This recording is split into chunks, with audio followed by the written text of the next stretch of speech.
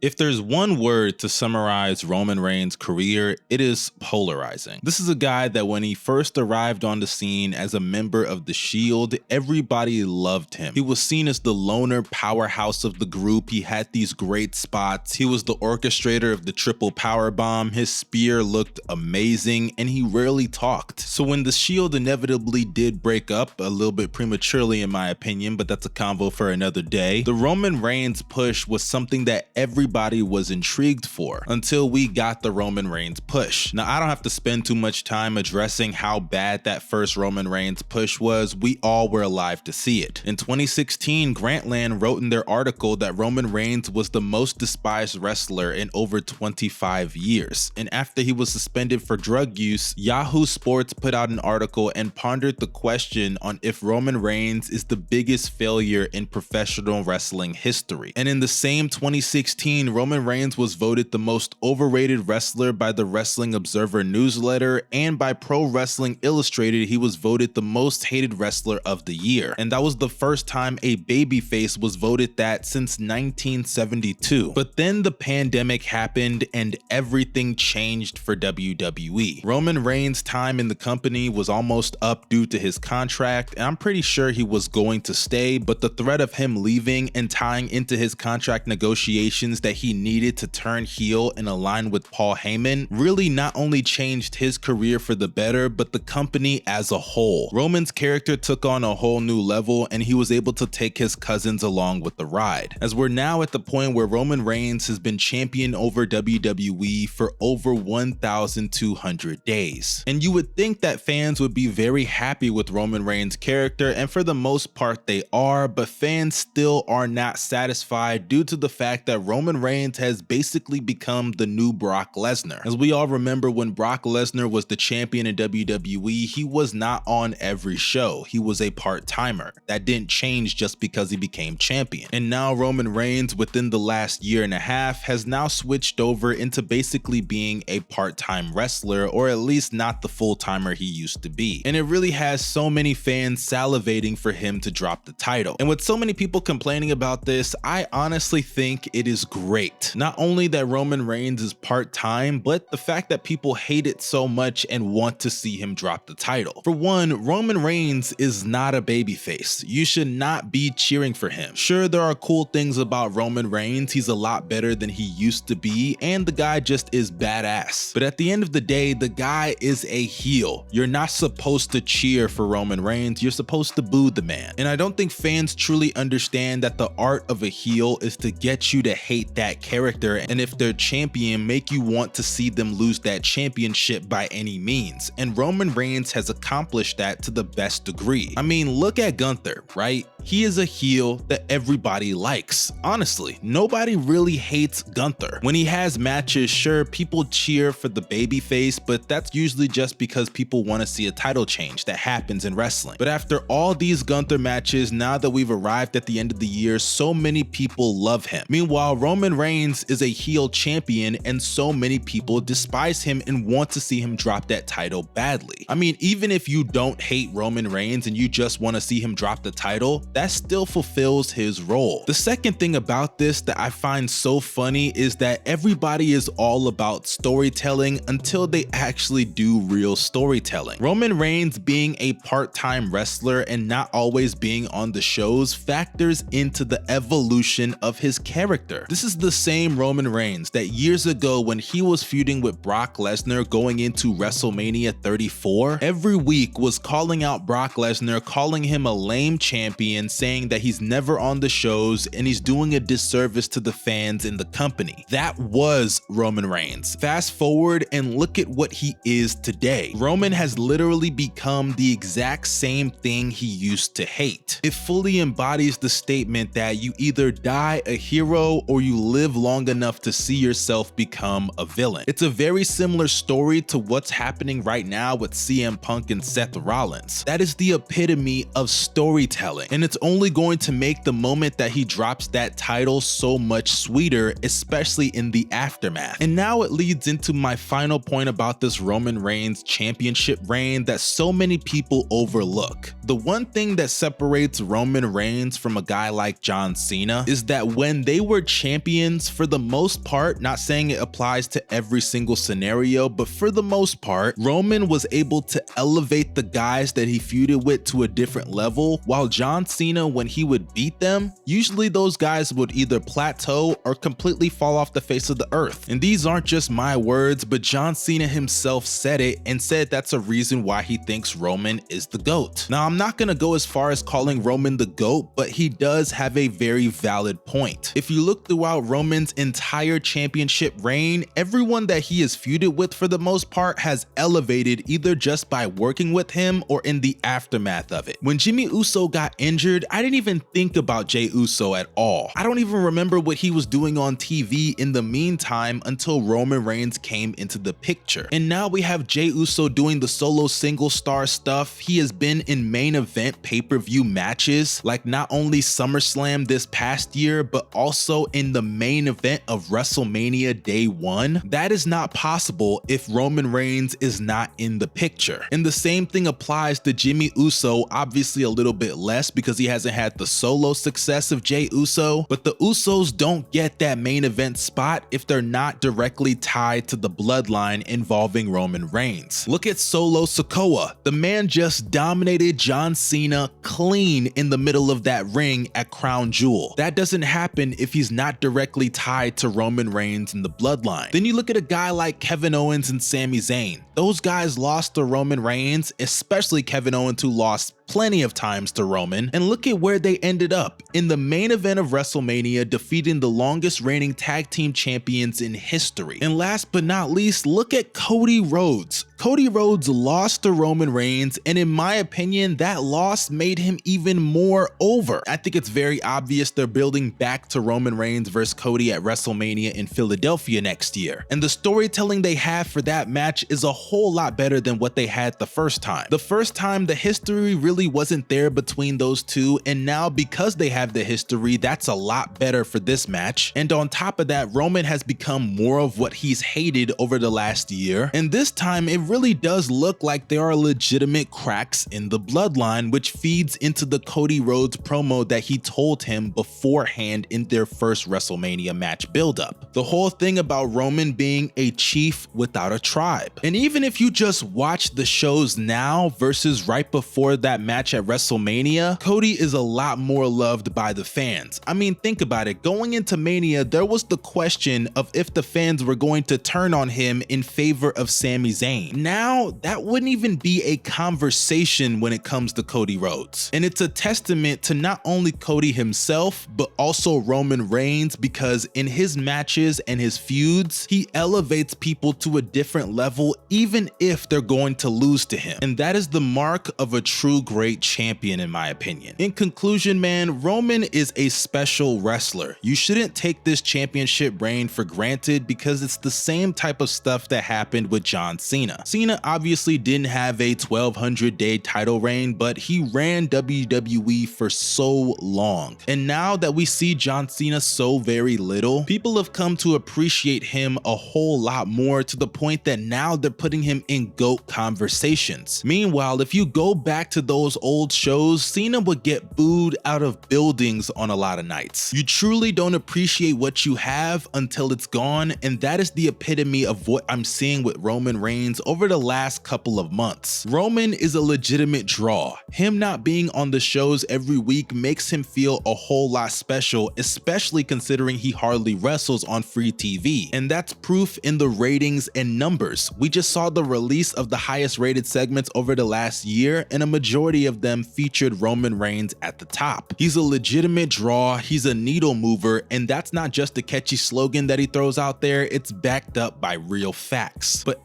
those are just my opinions. If you disagree with me, Omo Mustard, let me know down below in the comment section. I'm always open for discourse. While you're doing it, make sure you drop a like on this video, subscribe to the channel if you haven't already, and press that bell for post notifications. This is your boy signing out. Y'all stay safe and have a blessed day. Peace. Goddamn, I had 4 hoes at one time, they were drilling me. I heard them little boy were plotting on killing me.